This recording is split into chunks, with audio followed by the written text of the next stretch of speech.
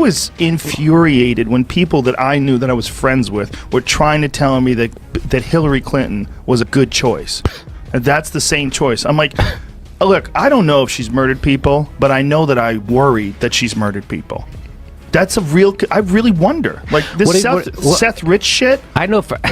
First of all, just leave. You don't even need to go there. You know, there's so many other things. This woman should be in jail. Literally, Hillary Clinton should be behind bars, and so should the people who worked for her who did this. This is so blatantly corrupt. She wanted to distract from her email scandal.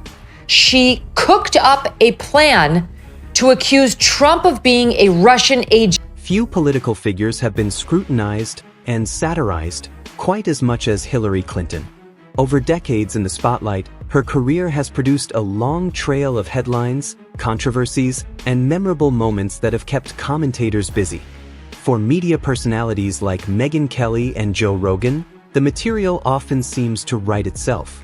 From widely discussed campaign struggles to speeches that sparked debate, Clinton's time in politics has offered endless talking points for critics, analysts, and comedians alike, turning her public journey into a constant source of commentary and late-night punchlines. That Hillary would have been a good choice either. She was a terrible choice. We should be, in my view, repealing something called Section 230, which gave platforms on the internet immunity because they were thought to be just pass-throughs, that they shouldn't be judged for the content that is posted. She's a corrupt politician, one of the most unlikable people that's ever run for office. We now know that that was an overly simple view. They were trying to get people to be supporting her just because she's a woman.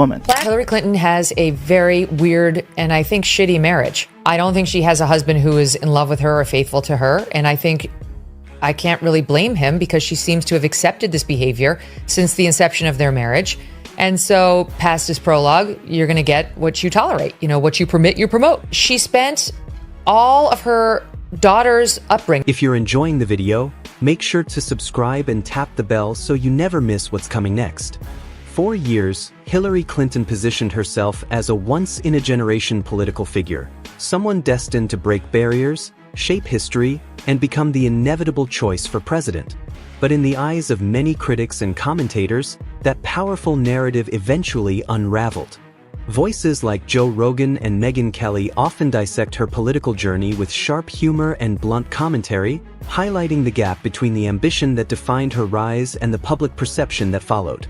Over time, her story has become a case study in how towering expectations, controversial moments, and relentless media scrutiny can reshape a political legacy. She did need to distract from that email scandal, which was around her neck like an albatross. Trust me, we were covering it every night on the Kelly File at Fox News. She had clearly violated the law with that homebrew server that had been accessed by foreign agents. She compromised national intelligence information. She did things she would never have allowed anybody at the State Department to do under her. Commentators often point to moments when Joe Rogan brushed aside what critics describe as political flip-flopping, noting how Hillary Clinton could sound like a seasoned Washington insider in one speech and a bold outsider challenging the system in the next. Meanwhile, Megyn Kelly has argued that public image matters just as much as policy, suggesting that if a campaign claims strong influence but every public appearance feels stiff or overly rehearsed, voters may sense a disconnect. On the campaign trail, moments meant to show relatability sometimes had the opposite effect, becoming examples critics cited when discussing the challenge of connecting authentically with the public, fueling the sharp commentary and satire that often followed. One is wild. This is Hillary Clinton in like 2008, and Hillary Clinton saying some wild MAGA type shit. I think we gotta have tough conditions. Tell people to come out of the shadow. If they've committed a crime, deport them. No questions asked, they're gone. If they... She's a Republican. If they've been working and are law-abiding, we should say, here are the conditions for you staying. You have to pay a stiff fine because you came here illegally. You have to pay back taxes. And you have to try. And then there was the controversy that dominated headlines for months, the email investigations surrounding Hillary Clinton. What might have seemed like just another political scandal quickly grew into a defining issue of the campaign. Commentators like Joe Rogan often remarked on how surprising it appeared that a veteran of Washington politics could underestimate the importance of digital security, while Megyn Kelly argued that the debate went far beyond the emails themselves. For critics, the real story became the perception of accountability and whether powerful figures are judged by the same standards as everyone else.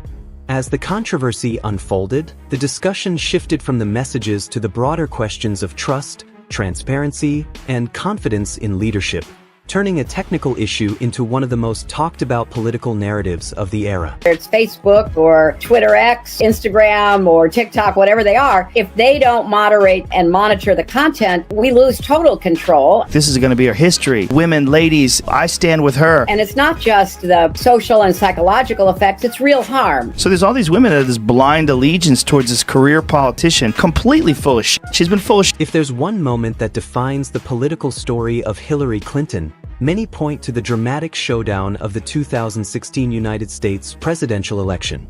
As commentators like Joe Rogan often note, Clinton entered the race with what looked like every possible advantage: substantial funding, relentless media coverage, support from influential party figures, and a massive campaign operation. Yet the race unfolded in unexpected ways, as the energy surrounding her opponent, Donald Trump, continued to grow with each controversial moment.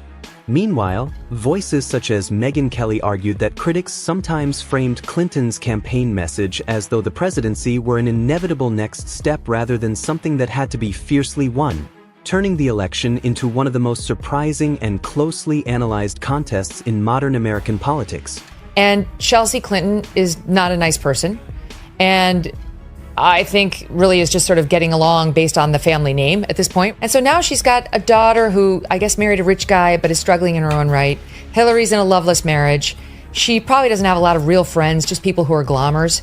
And so she absolutely does have to write a fifth memoir and go on MSNBC and be told that she's... In the aftermath of the 2016 United States presidential election, critics argued that the race often felt less driven by policy ideas and more by personality and perception. Commentators like Joe Rogan suggested that Hillary Clinton sometimes struggled to capture the emotional mood of voters, appearing distant or overly scripted during key moments of the campaign. Meanwhile, Megyn Kelly noted that political enthusiasm is difficult to manufacture, and when a campaign fails to spark genuine excitement, it can quickly show in the energy of rallies and public events. After the election, Clinton continued to reflect on the loss through interviews and books, pointing to factors such as political polarization, investigations, and foreign interference. Yet critics argued the deeper challenge was perception, whether voters felt authenticity, accountability, and connection from their leaders.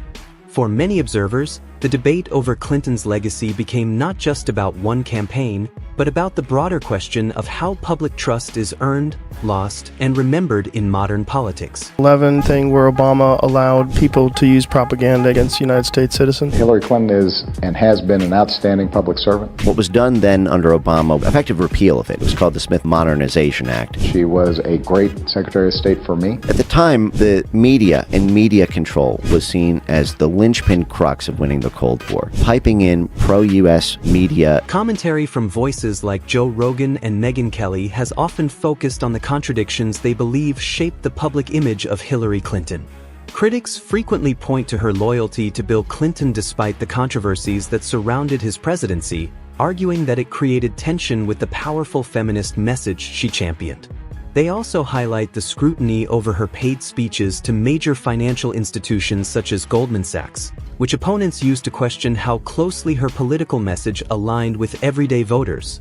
In their commentary, Rogan and Kelly often frame these moments with sharp humor, suggesting that the challenge for Clinton was not experience or preparation, but authenticity, because in modern politics, even the most carefully crafted message can fall flat if the public senses a gap between image and reality. Was getting shot at. It's like, I can't imagine, I was just talking about lack of empathy, I can't imagine being in a situation where I'm on television and I'm saying things that are so removed from the truth. Right. Like, I can't wrap my head around that. Well, Hillary did the same thing. Well, she's a congenital liar, as she was referred to by the New York Times back in the day. But, and rightly so, but people forget this. She did talk about a firefight that she was involved in. I was under sniper fire, and the worst thing about that people didn't give a shit about, she said when she was in Bosnia, she was under sniper fire. It's like, wait a minute, You're throwing the Secret Service under the bus. Because what kind of Secret Service is going to let the First Lady run under sniper? What makes the criticism resonate for commentators like Joe Rogan and Megyn Kelly is the ongoing debate over how Hillary Clinton interprets her political journey after the 2016 United States presidential election. Rogan often highlights what he sees as an irony, hearing claims of an unfair system from a candidate who had the backing of many powerful political institutions.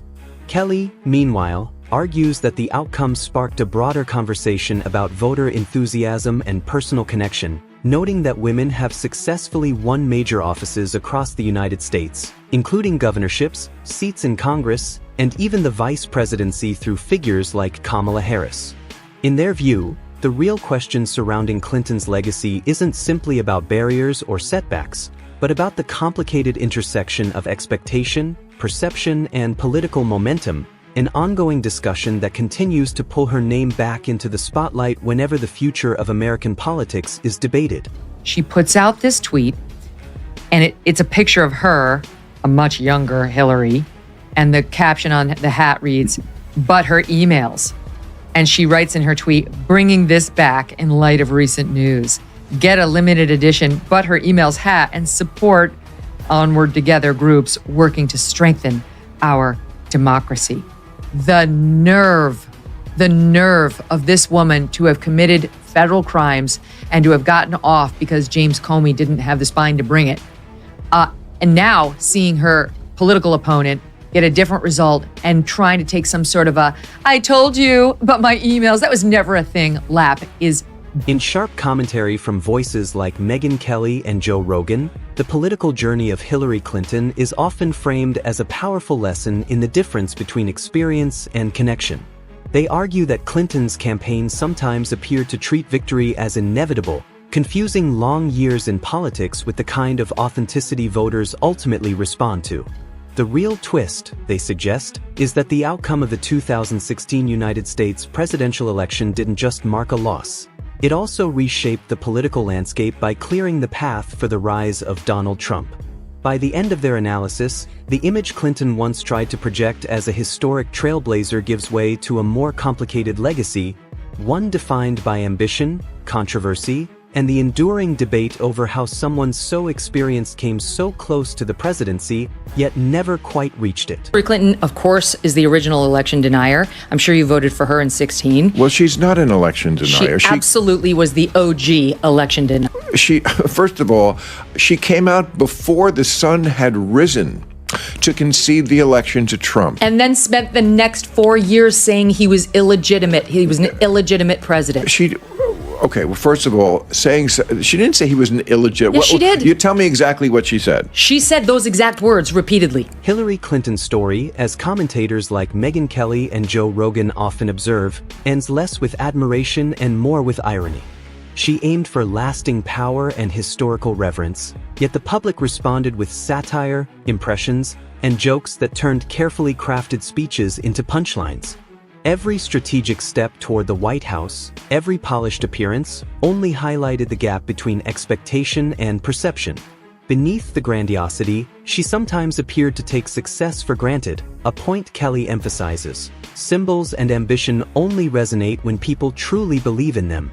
By the end, Clinton came to represent something far bigger than herself: the growing distance between political elites and everyday citizens, a cautionary tale of ambition, image, and the unpredictability of public trust. Where women want a woman to be president so bad, they want one for the team so bad, and then there's so many people from the left that think she has the best chance of beating Trump or whoever is on the right, that they want her so bad. They're willing to exonerate her from so many different horrendous things. And one of the things I always point out, like, people want to talk progressive. You want to talk, being left wing, and she didn't even believe in gay marriage until 2013. Hillary Clinton's later political years, as observed by Megyn Kelly and Joe Rogan, often felt defined by distance rather than connection. Her events sometimes seemed more like background noise than inspiration, with speeches that tired rather than energized audiences. The irony of her career is that the harder she tried to control her destiny, the more her lack of warmth and relatability became apparent. Even after defeat, she lingered in the public eye, giving interviews and speeches that revisited past losses, often pointing fingers at rivals, media, and external forces, while rarely looking inward. Rogan captures it sharply, likening her to a guest who stays long after the party ended, unaware that everyone else has gone home. What should have been moments of strength instead highlighted the growing gap between intent and impact, turning ambition into an unintentional lesson in political disconnect. Hillary, you know, the whole, she has a hat she's tweeted herself out wearing, but her emails. She's tried to turn it into this ridiculous joke, like, oh, but the moon landing, like you nutcases who are still railing about this made-up scandal, this thing that, you know, you've used to try to unfairly tar me. She did need to distract from that email. Joe Rogan and Megyn Kelly often highlight one of the most striking patterns in Hillary Clinton's public life, a consistent reluctance to take responsibility. Rogan points out that true leaders earn trust by owning their mistakes, while Kelly argues that Clinton's tendency to offer explanations rather than self-reflection made her seem calculated and distant. From lengthy post-election interviews to awkward attempts at relatability, talking about hot sauce, dancing, or staged conversations, every effort to appear genuine often backfired, feeling mechanical and rehearsed. The paradox of her career is striking. She aimed to embody empowerment while standing beside scandals that would derail most political paths, yet the moments meant to humanize her instead highlighted the gap between image and authenticity. In the end, Clinton's story serves less as a model of leadership and more as a cautionary tale. Losing an election isn't shameful, but failing to connect with people leaves a legacy defined by irony, missed opportunities, and humor shared by the audience, while the sting of it remains with her alone.